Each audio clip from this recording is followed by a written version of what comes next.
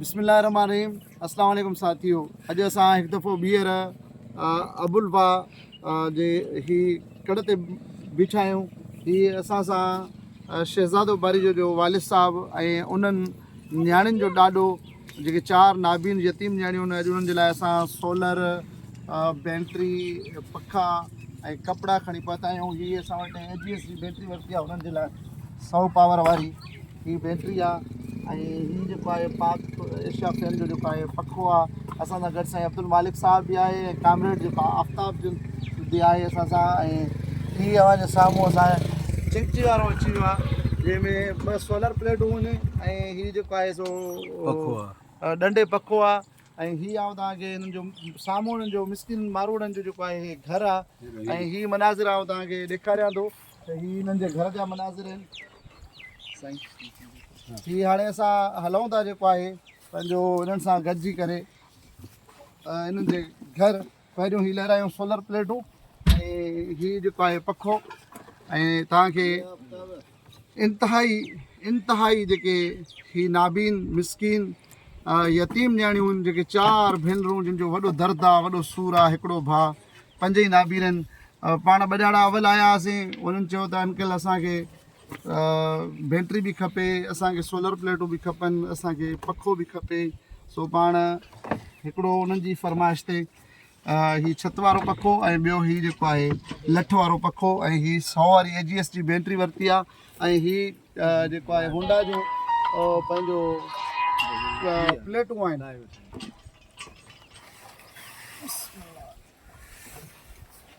Comrade कपिड़ा त कढी अचो।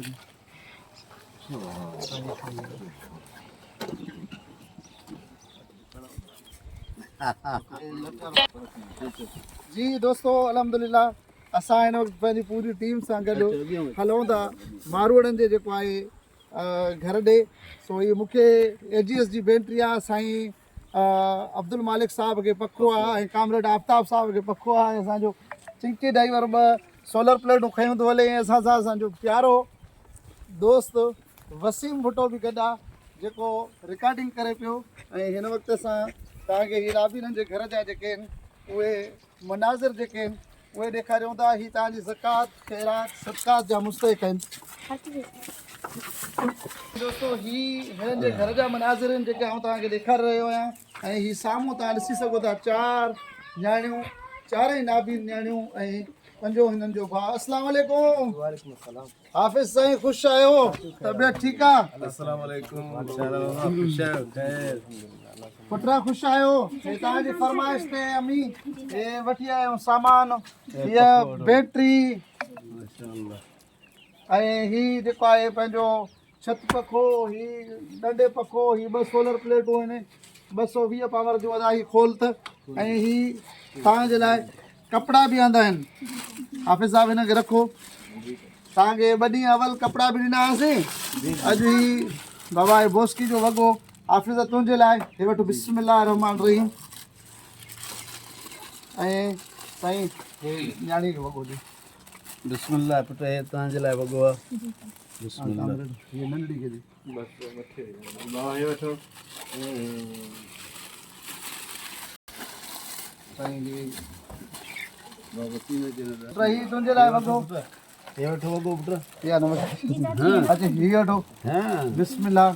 अल्हम्दुलिल्लाह रब्बुल आलमीन। ही तव्हांखे 1 ॾींहुं अवल बि हिननि जे लाइ कपिड़ा आंदा हुआसीं। ऐं अॼु ही जेको आहे पंहिंजो वरी हिननि 5 जे लाइ कपिड़ा ऐं ही सोलर प्लेट जेका आहे उहा तव्हांजे साम्हूं दोस्त खोले पियो। 220 पावर जो 2 सोलर प्लेट आंदियूं आहिनि। ही जेको आहे लठ पखो आंदो आहे। हेॾां ही 100 पावर जी AGS जी बैटरी आहे। ही तार आहे ऐं ही चमका ऐं ही तारूं आहिनि। मुकमिल सामान वठी असां लाड़काने खां 60 किलोमीटर परते हिन नाबीननि वटि पहुता आहियूं। मां अचो त अॼु हिननि जी कैफ़ियत मालूम कयूं। ही सोलर प्लेटूं आहिनि जेके साईं अब्दुल मालिक साहब ऐं कामरेड साहब जी साईं थोरो हिनखे ईअं पोइ कयो त दोस्त ॾिसनि। असां होंडा जी जेको आहे 220 जूं सोलर प्लेटूं आंदियूं आहिनि। ऐं कोशिशि कई आहे त हमेशह जेके शयूं आहिनि उहे सुठे खां सुठियूं शयूं जेको आहे डोनेट कयूं। ही तव्हांजे साम्हूं नाबीन जेके तव्हांजी मदद जा मुस्तहिक़ आहिनि। हिननि खां वधीक ॿियो को मुस्तहिक़ कोन्हे को। अमी तव्हां मूंखे चयो त असांखे सोलर प्लेट पखो ऐं बैटरी वठी ॾियो। अॼु तव्हांखे लाइ 2 पखा वठी आया आहियूं, 2 सोलर प्लेट, बैटरी वठी आया आहियूं, तार कपिड़ा। तव्हां वटि अॼु कीअं तव्हांखे ख़ुशी महसूसु थिए थी? जी चाचू इलाही ख़ुशी थिए थी, ॾाढी ख़ुशी थिए थी। अलाह साईं तव्हांखे ऐं चाचू तव्हांजी पूरी टीम खे अलाह साईं शाद ऐं आबाद रखंदो। आमीन। दुआ कयो। असां फ़क़ीर अरसलान अबी वेलफेयर फाउंडेशन हमेशह कोशिशि कंदी आहे तव्हां वटि ईंदा रहंदा आहियूं, तव्हांजी ख़िदमत कंदा रहंदा आहियूं। असांजे लाइ ख़ुशूसी असांजे डोनर्स जे लाइ दुआ कयो। जी जी चाचू अलाह साईं तव्हांखे ऐं तव्हांजी पूरी टीम खे शाद ऐं आबाद रखंदो। जेके तव्हांखे ॾियनि था उन्हनि खे बि अलाह साईं शाद ऐं आबाद रखंदो। आमीन सुमा आमीन। हाफ़िज़ साहब जेको आहे ही साईं हाफ़िज़ क़ुरान बि आहे, मोहम्मद अमीन जेको आहे ऐं हिननि जो वॾड़ो भाउ बि आहे, आहिनि यतीम। हिननि जो दर्दु वॾो आहे तमामु। हिननि जो अलाह खां सवाइ ॿियो केरु कोन्हे को। ही हिननि जो कमज़ोर कुलनि वारो ॾाढो साईं आहे, जेको ईंदा आहियूं वीचारो कमज़ोर इंसानु जेको आहे, कमाइण जहिड़ो बि कोन्हे को। पीरसनी 70-80 साल उमिरि आहे ऐं बसि जवान बचिड़ो। जॾहिं त हिननि जी हिकिड़ी वॾी दुनिया हुई, हिननि जे लाइ वॾी हिकिड़ी जेका आहे रब्बुल आलमीन काइनात ख़ल्क़ी हुई। शहज़ादो बारी जो इंटरनेशनल मल पलवान हो साईं, एवार्ड याफ़्ता। बसि वक़्तु हालात 4 साल अवल हिननि जो पीउ जेको आहे उहो गुज़ारे वियो। ही हिननि जो झुॻो आहे जेको बि जेको आहे हिकु ज़बून हाल में आहे। अगरि को दोस्त अहबाब को ॾिसंदड़ मुख़ैर अगरि हिन जे झुॻे जी तामीरात जे लाइ हिन में ख़ैर जे कम में हिसो वठणु चाहे त उहो वठी सघे थो। असांजूं कोशिशूं, असांजूं ख़िदमतूं, असांजूं काविशूं हिननि मिसकिननि ग़रीबनि यतीमनि ऐं बेपहुचनि जे लाइ आहिनि। जिथे लेबॉर्ट्री में रोज़ानी सभई माण्हुनि जूं मुफ़्त टेस्टियूं थियनि थियूं, उते हीअं अहिड़ा मिसकिननि जी साथ ऐं सार बि लहूं था। साईं अब्दुल मालिक साहब बिस्मिल्लाहिर्रहमानिर्रहीम। तमामु वॾी कवश आहे ऐं फ़क़ीर जे हवाले सां जेके माण्हू खे डोनेट कनि था ऐं उन्हनि माण्हुनि ताईं पहुचे थो। सचमुच हिते असां अचे काफ़ी रस्तो बि नाहमवार हुयो, गाॾी ईंदे थोरो दिक़त थिए पई ऐं कचे में हिते असां पहुतासीं ऐं हिननि खे ॾिसी हिते अची वधीक ख़ुशी थी आहे। उतां ईंदे थी सघे थो थोरो ज़हन में, पर जॾहिं हिते अचे थो माण्हू हालात ॾिसे थो न, पोइ चए थो त काश सभु कमु छॾे कमु इहो कजे, अहिड़नि माण्हुनि जी ऐं मदद कजे, अहिड़नि मुख़ैर माण्हुनि खे अपील कजे त हिननि जे मुक़ाबले में मामलत कंदा रहनि। हे बिल्कुलु सुनाबीन वाक़ई कम जे लाइक़ बि कोन्हनि के त हे सहारे जा मुंतज़िर आहिनि। हे जेके मुख़ैर माण्हू ॾियनि था, जीअं अरसलान जे ताउन सां हिते मदद पहुती आहे, त ही वाजाए रहिया आहिनि उन्हनि माण्हुनि ॾे त जेके साहिब हैसियत आहिनि उहे अहिड़े महीने में भलारे में इन ख़ैर जे कमनि में अॻिते वधनि ऐं सचमुच ही हिन जो रुपयो जेको आहे अलाह जे अॻियां वॾो क़ीमती आहे ऐं वॾो हिन रुपए जो क़दुरु आहे। जी असां सां मामा तव्हां आया आहियो, कामरेड आफ़ताब अहमद चांडियो एडवोकेट बि आहिनि ऐं माशाल्लाह समाज सुधारक बि आहिनि। हिननि जो दर्द मामा वॾो हिकिड़ी ॾुख वारी कैफ़ियत आहे। यकीन कयो त नंढड़ी जेका ॻाल्हाए थी हुनजो लफ़्ज़ में हिकिड़ो टैलेंट हुन में शुमार आहे ॾाढो। माशाल्लाह ही जेका अदी आहे एक्टिव हा ॾाढी आहे, पर हिकिड़ी अलाह साईं तरफ़ां कुझु शयूं लिखियल हूंदियूं आहिनि उहो इंसानु ठाहे नथो सघे। हिननि जे लाइ आउं कोशिशि कंदुसि मक़ामी मीडिया जे दोस्तनि खे राब्ता करे हिननि जी जेका स्टोरीज़ ठाहियूं ऐं कोशिशि करे डिस्ट्रिक्ट गवर्नमेंट खे जेका हिननि खे माज़ूर कोटा ते हीउ जेको हिननि जो अदो आहे उनजे लाइ एप्लीकेशन वग़ैरह ॾियणी पए। हिननि जो राइट बि आहे, हक़ु बि आहे, छो त हिननि जे घर जो को किफ़ालत कंदड़ कोन्हे को। हिननि जो वालिद साहब हुयो जेको सिंध जी क़ौमी रांदि लाइ, सिंध जी सकाफ़त लाइ जंहिं वॾी हिकिड़ी जाखोड़ कई, मल सां प्यारु कयो, जदोजहद कयो, उहो न आहे रहियो। त हिन अदे जो माज़ूर कोटा में जॉब जो हक़ीक़ी तौर ते हक़ु आहे जेकॾहिं कोशिशि कजे ऐं एप्लीकेशन ॾिजे, आला ऐवाननि में वेठल माण्हुनि खे जेको आहे जाॻाइजे। हीउ हिकिड़ो वॾो दर्द आहे ऐं हीउ अलाह साईं जे आसिरे वेठा आहिनि। लाड़काणे खां 60 किलोमीटर अंदरि हिकिड़ो अड़ांगो पंधु आहे, जंहिंखे अड़ांगो असां सिंधी में चवंदा आहियूं, ॾुखियो पंधु आहे ख़ैरपुर में। त हिननि माण्हुनि खे मीडिया जी जेके टीम्स आहिनि उहे हाईलाइट कनि ऐं माण्हुनि ताईं पैगाम पहुचे। त तव्हां जेकॾहिं ॿियनि जी मदद कयो था या तव्हां जेकॾहिं अहिड़े कंहिं अमल में कयो था उहा बि सुठी ॻाल्हि आहे, पर हीअ रियल ऐं हक़ी मुस्तहिक़ ही माण्हू आहिनि जेके को बि कमुकारु नथा करे सघनि, का जॉब वग़ैरह नथा करे सघनि। हिननि जो घर बि ज़बून हाल में आहे। हिननि खे जेकॾहिं हिननि जी मदद थिए, हिननि सां गॾु हिननि खे जेकॾहिं कुझु शयूं वठी ॾियनि, जीअं हाणे हिते कुझु चौपायो माल बीठो आहे, हिननि खे वठी ॾिजे त हीअ जेका आहे उन जे थ्रू बि पंहिंजी जेका आहे उन मां अर्निंग करे पंहिंजी ज़िंदगीअ खे जेको आहे वधाए सघनि था, या ॿी अहिड़ी का शइ जेका आहे हिननि जे लाइ बहितर थी सघे थी। ऐं तव्हां सभिनी दोस्तनि खे अपील आहे त हिननि दोस्तनि जी मदद कयो। असां बि सभु फ़क़ीर अरसलान में वसार मदद करे थो, माण्हू तमामु घणा आहिनि मुस्तहिक़ ऐं ॾियण वारा मुख़ी हज़रात बि आहिनि। उन्हनि खे वरी बि जेका आहे अपील ऐं गुज़ारिश आहे त हिननि जी कंडीशन घर जी सॼे सूरत हाल खे ॾिसी जेकॾहिं तव्हां हिननि जी मदद वधि खां वधि मदद कंदो त हिननि जे लाइ जेको आहे बहितर थींदो। हिननि जी दिलि मां तव्हांजे लाइ दुआऊं ई दुआऊं निकिरंदियूं जेके अर्श आला ताईं पहुचंदियूं। अलाह साईं तव्हांखे वधि खां वधि नवाज़ींदो, तव्हांजी जेके मुश्किलात ॾुख तकलीफ़ूं दूर कंदो। वॾी महिरबानी कामरेड घणो कुझु चयो ऐं मां सम्झां थो त हुकूमत खे ऐं ज़िले इंतिज़ामिया खे ऐं तव्हांजे जेके मतिलबु नाम नहाद जेके माण्हू आहिनि वॾेरा आहिनि चूंडियल नुमाइंदा आहिनि या जेके हुकूमती फ़ोरम सां तालुक़ु रखंदड़ आहिनि उहे हिननि बचड़नि ते ज़रूरु नज़रसानी कनि।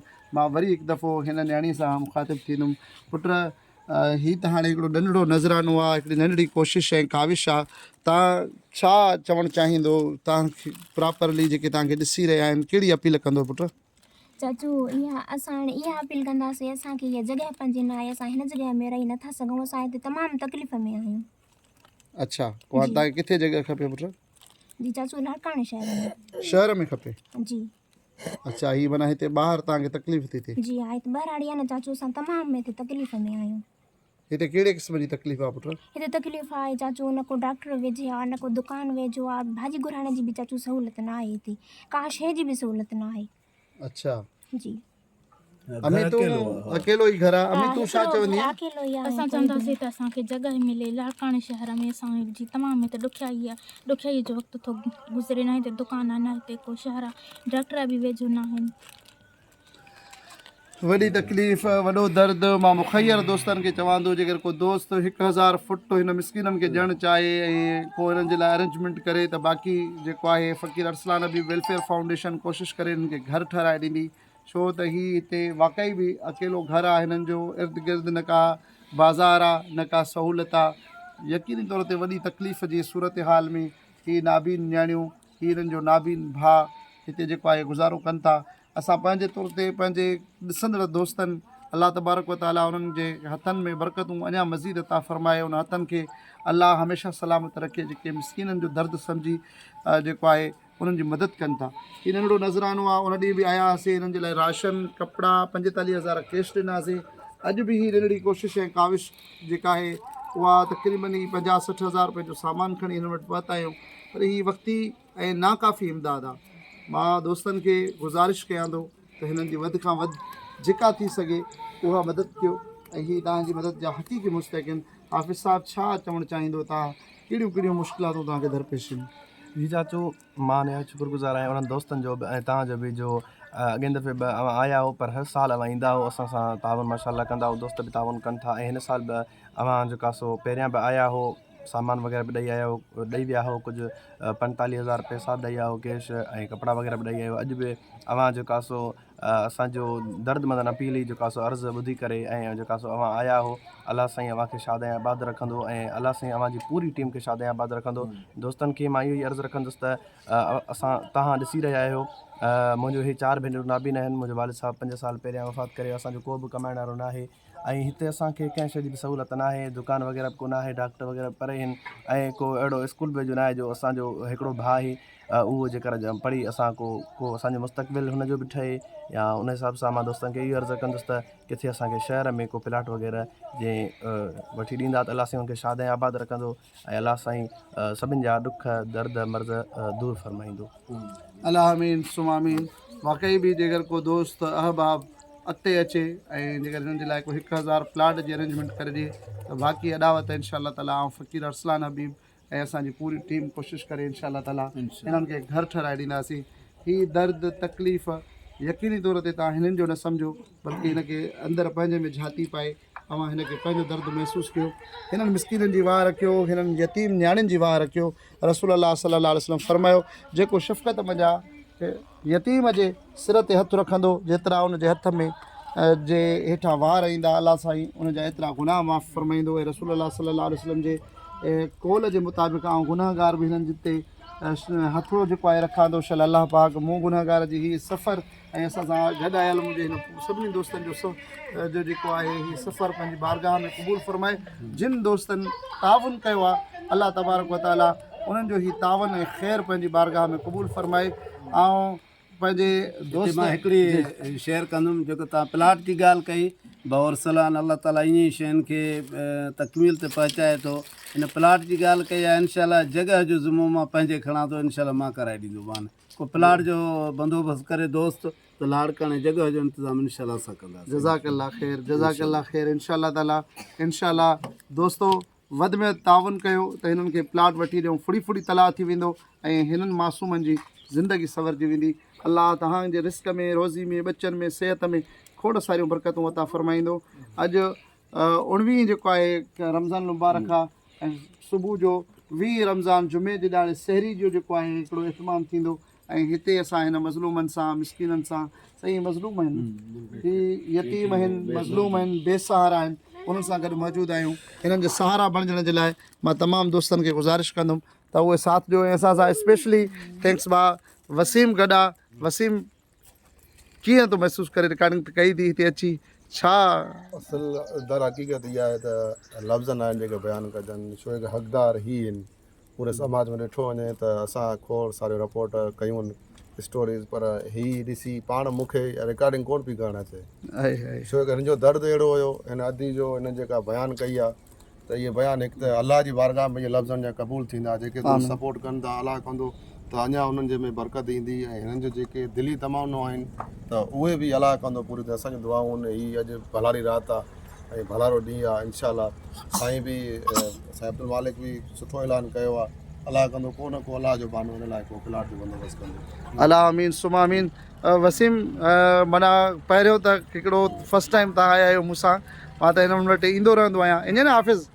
सदाईं तव्हांजी ख़िदमत में हाज़िर थींदो रहंदो आहियां अल्हम्दुलिल्लाह। अलाह सआदत नसीब कई आहे। पर ही तव्हां माना पहिरियों दफ़ो जो माना हिते पहुचण खां पोइ तव्हां, मां सम्झां थो तव्हांजा थक बि लही विया हूंदा त असां उहो पाण असां जेतिरो पंधु करे आयासीं ईअं सम्झो पिया त हीअ ॼण ईअं थो लॻे ॼण असां खैरपुर क्रॉस करे आया आहियूं। खैरपुर खां बि माना अंदरि आहे त काफ़ी ईअं पियो लॻे, पर हिते पहुतासीं माना ईअं लॻो त असां माना सम्झो त घर में वेठा आहियूं ऐं को पंधु न करे आहियूं। हीअ पंधु असांजो अॼु जेको आहे सजायो थी वियो, हिते पहुचण ई माना असांजो क़बूल थी वियो अॼु पंहिंजे बरगाह में। दोस्तनि खे छा मैसेज ॾींदो जेके? मुंहिंजो दोस्तनि खे वरी बि इहा ई अपील आहे, इहा ई गुज़ारिश आहे, इहा ई रिक्वेस्ट आहे, खणी हिते देश में हुजनि, परदेश में हुजनि, किथे बि हुजनि, जेको थी सघे हिन लाइ मदद कयो। हीअ अव्हां जा मुंतज़िर आहिनि, अव्हां जी दुआउनि जा मुंतज़िर आहिनि। जेतिरो हिन लाइ कंदो ओतिरो अलाह साईं अव्हां लाइ आसानियूं कंदो, अव्हां जे लाइ जेके आहिनि त रस्ता कुशादा कंदो, अव्हां जा जेके कारोबार आहिनि उहे कुशादा कंदो। हीअ तमामु जीअं फ़क़ीर ॻाल्हि कई त मज़लूम आहिनि, मज़लूम बिल्कुलु ॾेई नथा सघूं जो माना हिननि जे हक़ अदाई। ऐं असां लफ़्ज़ जेके न आहिनि जो असांखे चऊं, जेके लफ़्ज़ ई न हूंदा लफ़्ज़नि जो पूरा थी थो वञे त हिननि जी कहाणी वॾी आहे। जंहिंखे चवंदा आहियूं सिंधी में दर्द किथां कहाणी, पर हिन जी कहाणी अञा वधीक आहे। उहो सम्झो हिननि जी कहाणी तमामु घणी वॾी आहे ऐं हीअ अव्हां जी मदद जा मुंतज़िर आहिनि। पंहिंजी ज़कात, ख़ैरात, सदक़ात हिन मासूमनि, हिन मिसकिननि, हिननि मज़लूमनि खे ॾियो। अलाह तव्हांजे रिस्क में, रोज़ी में, बचनि में, सिहत में बरकतूं अता फ़रमाईंदो। ऐं फ़क़ीर अरसलान हबीब इजाज़त वठां थो पंहिंजी पूरी सथ समेत, पंहिंजी पूरी संगत समेत। अलाह साईं जंहिं हिन में ताउन कयो आहे उन्हनि खे जेको आहे उन्हनि जे रिस्क में बरकतूं नसीब फ़रमाए, उन्हनि खे शाद ऐं आबाद रखे। अलाह उन्हनि खे हथनि खे सदाईं जेको आहे ॾींदड़ बणाए ऐं अलाह उन हथनि खे सदाईं आबाद रखे। पाण इजाज़त वठूं था। सिंध सलामत, साथ सलामत। अस्सलाम वालेकुम वरहमतुल्लाहि वबरकातुहू।